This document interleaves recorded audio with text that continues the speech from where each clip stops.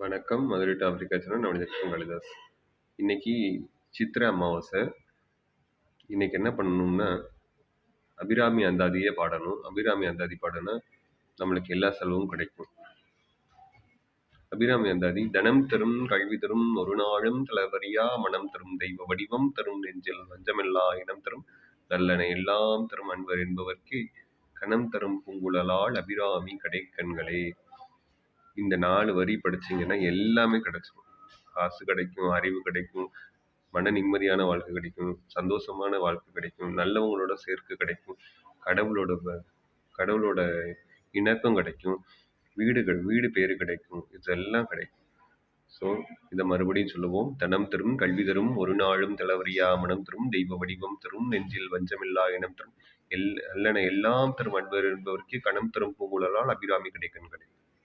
இதை மறுபடியும் சொல்லுங்க.